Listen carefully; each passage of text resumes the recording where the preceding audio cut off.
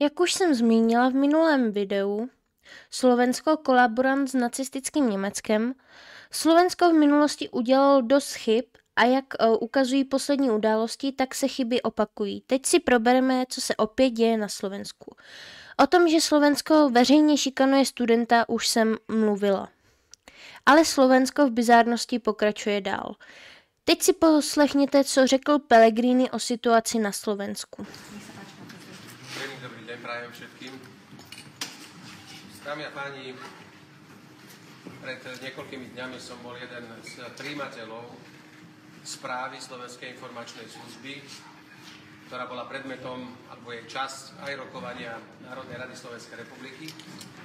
Obdržal som ju ešte predtým, ako sa ňou zaoberala Národná rada a mal som možnosť sa oboznámiť s jej oficiálnym obsahom.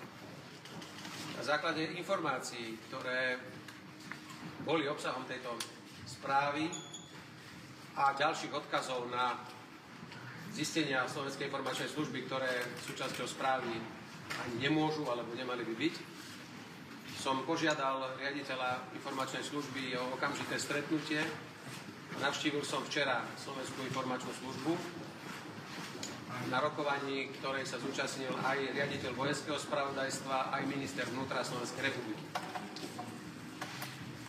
Na základe skutočností a vecí, ktoré mi boli prezentované, som nakoniec sa rozhodol zvolať a požiadať v zmysle príslušných zákonov o bezpečnosti štátu predsedu vlády Slovenskej republiky o zvolanie Bezpečnostnej rady Slovenskej republiky, aby sme o zisteniach a informáciách našich bezpečnostných zložiek hovorili tak, ako sa patrí na orgáne, ktorého kompetencia poradného orgánu vlády to je, to znamená Bezpečnostnej rade vlády. Dámy a páni, v politike som už veľmi dlho a nezvyknem nejakým spôsobom konať panicky alebo veci či už zjednodušovať, alebo na druhej strane aj preháňať. Ale z informácií, ktoré Slovenská informačná služba poskytla a ktoré mi boli podané aj počas mojej včerajšej návštevy, bolo nevyhnutné, aby sa dnes Bezpečnostná rada v tomto širšom formáte dnes stretli. Nakoniec sme tu dnes boli vlastne všetci aktuálne najvyšší ústavní činitelia Slovenskej republiky, vrátane celého vedenia Národnej rady Slovenskej republiky, za účasti celej vlády a predstaviteľov všetkých bezpečnostných orgánov v tomto štáte. Dámy a páni, nikdy som nespochybňoval a nikdy ani nebudem spochybňovať právo ktoréhokoľvek občana Slovenskej republiky vyjadriť svoju nespokojnosť s konkrétnymi vecami, demonštráciou alebo právom pracujúcich na štrajk. Takto patrí ku každej demokratickej spoločnosti a Slovensko je demokratickou krajinou, kde právo na protest je nedotknuteľné. Na druhej strane som ale vždy tvrdil, že každý jeden protest musí byť v rámci zákonov, v rámci nejakých dodržiavania pravidiel, nesmie na nich prichádzať k ohrozeniu majetku, zdravia alebo, nedaj Bože, ešte aj niekoho života. Žiaľ, na základe informácií, ale ktorými teda disponujeme a ktoré bezpečnostné zložky prezentovali celému vedeniu štátu, už dnes nemôžem povedať, že niektoré aktivity, ktoré sa konajú, respektíve sa chystajú, už majú známky len nejakého spontánneho prejavu nespokojnosti občanov na nejaký spoločenský jav alebo konkrétnu udalosť.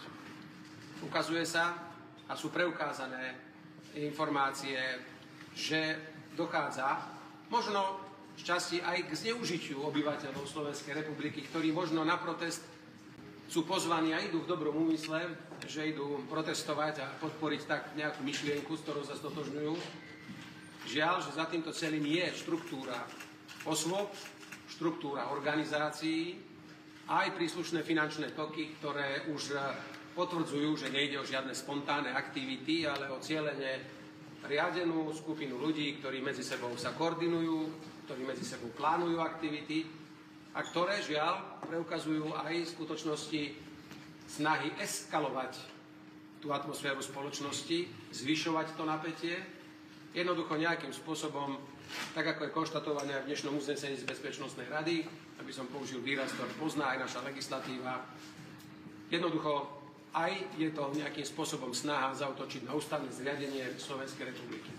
Ak som hovoril o tom, že Slovenská republika je demokratická krajina, tak ňou musí aj zostať. A preto musí platiť, že v demokratickej krajine pochádza moc z ľudí a ľuďu prejavuje v demokratických parlamentných voľbách. Na Slovensku sme od vzniku Slovenskej republiky nemali ani jedny voľby, ktoré by boli vyhlásené za nedemokratické. Sú to voľby, ktorých občan demokraticky a slobodne rozdá svoje karty a na základe jeho vôle potom vzniká konkrétna vládna väčšina, ktorá má za úlohu plniť si svoj program, s ktorým pred voličov predstúpila a jednoducho doviesť krajinu k ďalším riadnym parlamentným voľbám demokratickým. Žiadna krajina vrátane Slovenskej republiky nemôže, ak má zistenia, tolerovať, že sa niekto pokúša meniť mocenské pomery v krajine inak, ako je to demokratickými voľbami, či už riadnymi, alebo predčasnými. Žiadna krajina nemôže tolerovať, ak zistí, že na jej území pôsobí skupina ľudí, ktorej cieľom je predčasne a nejakým spôsobom nátlakovým zvrhnúť aktuálnu vládu a vyvolať politickú krízu tak, aby zmenila politické pomery v krajine. Hovorím o každej jednej demokratickej krajine vo svete. Je povinnosťou všetkých bezpečnostných zložiek, a ja som im dnes vyjadril podporu, robiť všetko preto, aby chránili, tak ako majú povedané vo svojich zákonoch a vo svojom mandáte, ochraňovať ústavné zriadenie Slovenskej republiky. Chcem povedať veľmi jasne, že tá situácia na Slovensku je vážna a aj z môjho pohľadu dlhoročného politika vykazuje známky cieleného organizovania, eskalácie napätia s cieľom stupňovať prejavy nesúhlasu a nejakým spôsobom ísť až ďalej za to, na čo sme na Slovensku zvyknutí, za hranicu spokojných, mierumilovných protestov, ale pokračovať v ďalších natlakových akciách, na ktoré pravdepodobne existuje aj konkrétny scenár a plán. Chcem vám povedať, že ak by som tú situáciu za vážnu nepovažoval, nebol by som presvedčený o relevantnosti údajov, ktorými disponujú naše bezpečnostné zložky, tak by som zrejme Bezpečnostnú radu nezvolával. Lebo som ju zvolával ja, nie predseda vlády. Ale vážnosť situácie som prejavil práve tým, že som požiadal o zvolanie Bezpečnostnej rady ako prezident Slovenskej republiky. Chcem potvrdiť, hoď nemôžem hovoriť všetky detaily, že správa a informácie, aj tie, ktoré zazneli dnes, nevychádzajú len z nejakých, ako sa tu snaží niekto naznačiť, z otvorených zdrojov z internetu a z Google.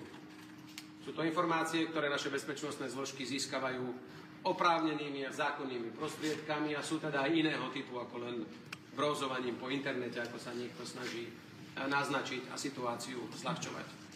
A tieto dokumenty, tieto informácie a dôkazy, ktoré preukazujú takéto konanie niektorých osôb, jednoducho majú naše bezpečnostné zložky k dispozícii a majú ich získané zákonným spôsobom a už je samozrejme na nich a na ďalších orgánoch, ako s nimi budú ďalej postupovať a ako budú s nimi nakladať.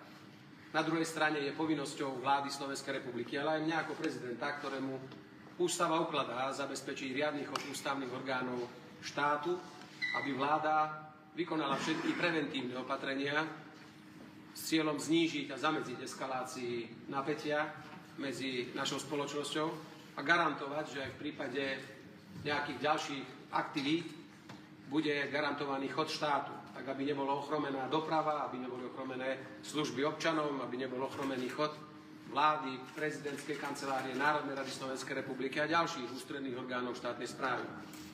Chcem povedať, že plne platí, naďalej budem plne podporovať právo ľudí na pokojné demonštrovanie svojho nesúhlasu, tak ako som povedal v úvode. Chcem povedať, že ani na základe dnešnej Bezpečnostnej rady a jej uznesenia prijatého nikto nejde ľudí ani zatvárať, ani im zakazovať zúčastňovať sa protestov. A preto prosím aj médiá, aj tých, ktoré protesty organizujú, aby nezačali od dnes vyvolávať nejakú vlnu ďalšieho odporu a eskalovať s tým, že niekto sa snaží ľuďom zatvárať ústa alebo im brániť vykonávať si svoje práva, ktoré vyplývajú z ústavy a zo zákonov tejto krajiny. Vôbec nie. Ja len chcem požiadať každého jedného, ktorý akékoľvek protestné opatrenie protestné zhromaždenie organizuje, aby tak robil vždy so záujmom, aby bolo to pokojné zhromaždenie, aby nedošlo k porušovaniu zákonov, aby nedošlo k ohrozovaniu majetku a k ohrozovaniu zdravia a života ľudí. V takom prípade si môže na Slovensku demonstrovať a štrajkovať každý, kto chce a koľko chce. A tu vždy ako prezident sa týchto ľudí zastane. Ale nemôžem ako prezident Slovenskej republiky ignorovať informácie, ktoré sa ku mne ako k prijímateľovi dostávajú z našich bezpečnostných zložiek, pretože tie potvrdzujú, že je záujem niekoho a určitej skupiny ľudí, ktorí sú prepojení, ešte raz opakujem, personálne, finančne, informačne, záujem tieto protesty zneužiť a možno aj zneužiť dôveru občanov, ktorí na tie protesty prídu a jednoducho vyvolať na Slovensku väčšie napätie a pokúsiť sa zmeniť politické pomery inak ako v demokratických parlamentných voľbách. Je mojou povinnosťou ako prezidenta na toto reagovať. Zároveň som veľmi rád a chcem uvítať, že Bezpečnostná rada a teda všetci tí, ktorí sa na Bezpečnostnej rade aj za mojej účasti stretli, potvrdzujú našu zahraničnú politickú orientáciu vychádzajúcu z členstva Európskej únie a NATO a že samozrejme potvrdzujú nevyhnutnosť aktívneho prístupu Slovenskej republiky k výzvam, ktorým tieto organizácie budú v najbližšej dobe čeliť, ale je tu jasne v uznesení, ktoré vám bude prezentovať predseda vlády ako predseda Bezpečnostnej rady, jasne ukotvené a potvrdené opäť zo všetkej najvyššej úrovne riadenia štátu, ktoré dnes bolo v tejto miestnosti, že nikto sa nemieni odkláňať, ani sa nebude odkláňať od základnej zahranično-politickej orientácie Slovenskej republiky od EÚ a NATO. Situácia je vážna, ale pokiaľ si občania Slovenskej republiky zachovajú rozvahu, pokiaľ budú svoje protesty a svoj nesúhlas s čímkoľvek v tomto štáte prejavovať mierumilovne a v zmysle ústavy a zákonov tejto krajiny, tak naďalej môžeme fungovať ďalej, ale pokiaľ by to malo prekročiť klasické štandardné demokratický spôsob prejavovania nesúhlasu a už by to smerovalo k nejakým ďalším organizovaným pokusom, tam musí vláda preventívne byť pripravená na to, aby bola schopná garantovať chod Slovenskej republiky a zabrániť takémuto nejakému ataku na ústavné zriadenie Slovenskej republiky. Toľko môj postoj k tejto veci.